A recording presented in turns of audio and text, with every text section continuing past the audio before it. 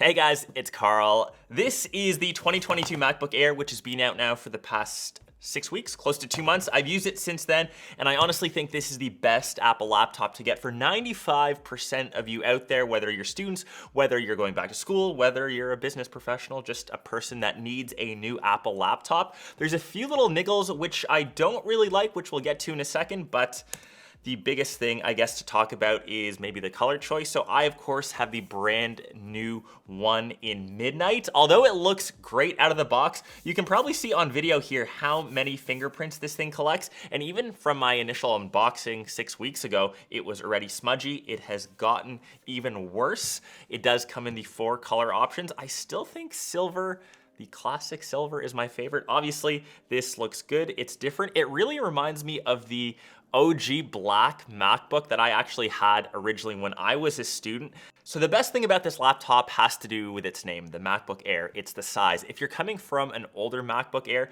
with the wedge style shape, this is being redesigned to mimic the 14 and 16-inch MacBook Pros. I'm actually coming from my 16-inch MacBook Pro, which used to be my main device. So I have a really good comparison between the Pro and the new Airs, and this has just been an absolute joy to travel with. So I just went to Europe actually. This thing was living in my bag, and it is so much lighter, so much noticeably easier to carry around than the 16-inch MacBook Pro. Obviously, if you're comparing this between the 14, there is that small difference in size, but it's the weight as well. This thing is razor thin.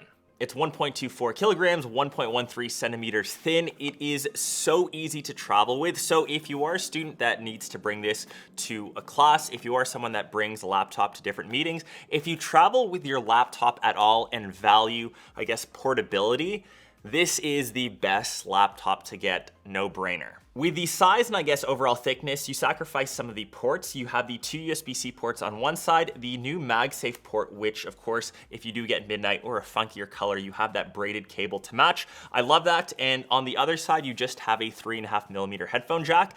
The thing I really missed coming from my MacBook Pro was the SD card slot, and being a creator, just being able to pop a card into the side of my laptop, I really miss that, and I do have to live the dongle life, unfortunately, which I don't really get because an SD card slot could definitely fit in this form factor. It isn't any bigger than a USB-C slot, so I do find that a tad bit strange. So the ones I've been using, or the dongle that I've been using, is from Lexar. So this is their new CF Express Type A/SD card slot reader. Because I've upgraded to their new Type A cards, these things are blazingly quick. So we're actually recording with one right now in my Sony. It's the one that I took with me on my travels. This thing is an absolute beast for SD cards. It's got read speeds of 900 megabits per second with write speeds of around 800. And if you have a workflow that supports 8K footage, which I'm still shooting at 4K, which is definitely overkill for YouTube, which all of this laptop actually handles.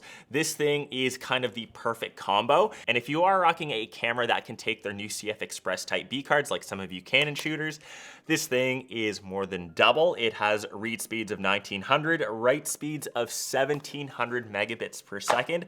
So I think having this combo, this dongle combo for any content creators, for anyone that uses SD cards, you will need something like that, as you can't slot them right into the computer, which is okay. It's a small little workaround, but definitely check these out, which will be linked below if you want to upgrade. And in terms of performance, like I mentioned, I think most people that grab the MacBook Air probably won't be editing 4K video, but you can do that on this machine. And like I said, coming back from my 16-inch MacBook Pro, which handles all of my workflows here, I was able to handle everything that I've been running off of this channel. The last couple of videos actually have been edited on this machine. I will say scrubbing through the timelines is just as quick as my 16-inch MacBook Pro.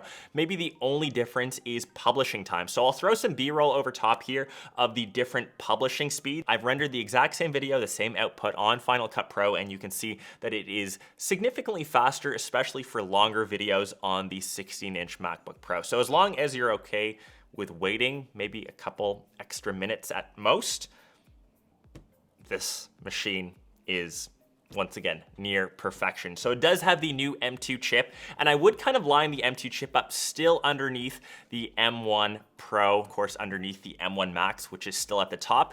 It is around 20-ish% better than the original M1, which I still think is awesome value, but expect to see the next gen of Apple computers running either the new M2 chip, which we'll see in the, I guess, next to come updated Mac Mini, and of course the MacBook Pros will have some sort of M2 Pro or M2 Max when those get refreshed probably by the end of this year. And especially when you consider the price of, say, the MacBook Pro, the 14-inch starts at $19.99. This is US dollars, so depending where you live.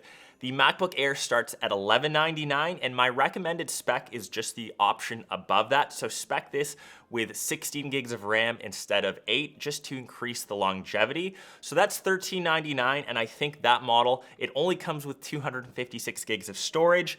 It's on the small end. I would have loved to have seen this start at 512, which is just maybe one of my extra little niggles, but for that extra money, I would say just buy an external hard drive instead. And I'll give my friends from Lexar another little plug. This is just a gaming SSD, slightly overkill for most people, but I use this to edit my 4K footage off of. If you just need a hard drive to store extra files, you can choose something smaller or even slower for a cheaper price. So coming to the rest of the device, Liquid Retina, 13.6 inches. I think most people upgrade their laptops every 4 to 5 years. So if you're coming from an older style MacBook Air or even any Apple laptop in general, we do have an updated display. It is not ProMotion like the MacBook Pro, so it doesn't have that fast refresh rate. It does get, though, up to 500 nits of brightness, and even using this outside on a balcony in the south of France, one of the brightest places on earth, I was able to get work done. It does have reduced bezel sizes. It does have this little notch, which if you haven't seen before, honestly, you'll get used to it in about a week. It does have an updated 1080p front-facing cam, which is great for Zoom calls, which is great for FaceTime, which is great for most things virtual that I think a lot of us still do. The keyboard has kind of been great if you've used an Apple laptop in the past couple of years. Since they've moved away from the butterfly switches, you'll feel right at home. Once again, trackpad, which I still think is industry leading. It's nice and large, has great tactile feedback. Once you've used this, it's tough to go back to anything Windows-based. Overall, it is a very solid laptop. There's a couple other things I'm just looking at, like Touch ID if you like to use.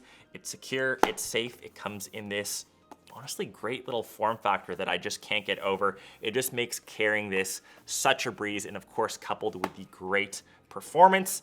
The last thing, which I kind of forgot to talk about, which you don't really think of when buying a laptop, is the battery life. I'm getting around 16 to 17 hours per charge, which is pretty ridiculous. Obviously, that decreases if I'm pushing it a bit harder doing some video editing. But if you haven't experienced battery life on a new M1 or M2 based MacBook with Apple Silicon, it is so nice. You barely need your charger. And even on super long travel days, I actually forgot my little dongle converter from North American to UK chargers. I was actually in Oxford, so I couldn't charge this as much as I wanted.